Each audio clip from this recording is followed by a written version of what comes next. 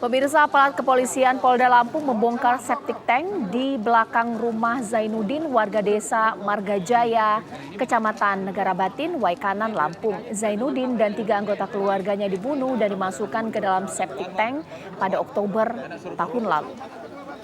Saat dikeluarkan dari septic tank, kondisi keempat korban sudah berupa tulang belulang. Mereka adalah Zainuddin, istrinya bernama Siti Romlah, Wawan Wahyudin, dan anak perempuan Wawan Zahra usia 6 tahun. Menurut polisi, para korban dibunuh oleh Erwin dan putranya yang baru berusia 17 tahun. Keduanya merupakan anak dan cucu Zainuddin. Proses otopsi tulang keluarga Zainuddin akan dilakukan di Rumah Sakit Bayangkara, Bandar Lampung. Pembunuhan Zainuddin dan keluarganya baru terungkap setelah setahun karena pelaku membohongi warga tentang keadaan para korban.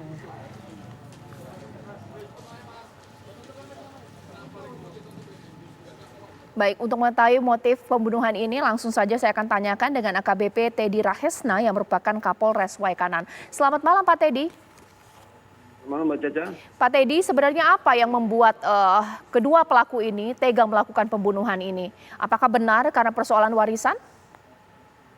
Ya, betul Mbak. Dari berdasarkan hasil keterangan pemeriksaan tersangka Erwin, bahwa benar ini terkait dengan harta, baik utang maupun warisan. Namun perlu kami jelaskan di sini Mbak, ada 2 kejadian ataupun 2 waktu kejadian namun di satu tempat yang sama.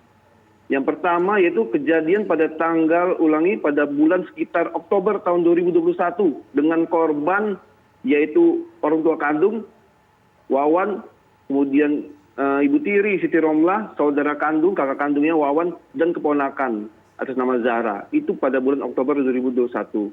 Yang mana korbannya setelah dibunuh dimasukkan ke dalam septic tank. Kemudian ada lanjutannya yaitu pada bulan sekitar April tahun 2022 dengan korban atas nama Juanda atau saudara kandungnya, adik tiri daripada pelaku. Nah ini yang dikubur, dibuang di kebun singkong milik pelaku.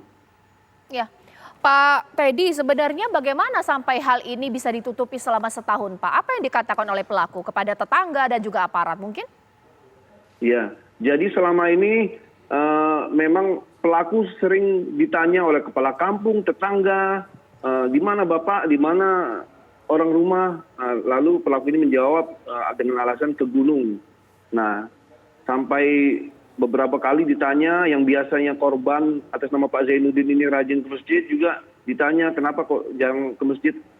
Yang pelaku mengatakan bahwa ke gunung, sehingga masyarakat waktu itu belum ada curiga. Namun curiganya pada saat saudara tirinya yaitu atas nama Juanda sekitar bulan Februari tahun 2022 pulang ke rumah, kemudian tidak berapa lama hilang juga atas nama Juanda ini, saudara tirinya ini. Kemudian kecurigaan kepala kampung itu bermula pada setelah hilangnya saudara Juanda ini, rumah di samping ataupun tanah di samping TKP yang mana kepunyaan dari Bapak Zainuddin itu dijual oleh pelaku. Nah dari situlah kepala kampung ataupun tokoh-tokoh masyarakat di sana melaporkan kepada Polsek Negara Batin, Polres Waikanan.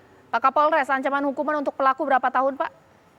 Ya, untuk ancaman kami mengenakan dengan pasal primer, pasal 340 KUHP, subsidiar pasal 338 KUHP. Kemudian dengan ancaman seumur hidup atau ancaman mati, Mbak. Baik, terima kasih Kapolres Waikanan AKBP Teddy Rahesna.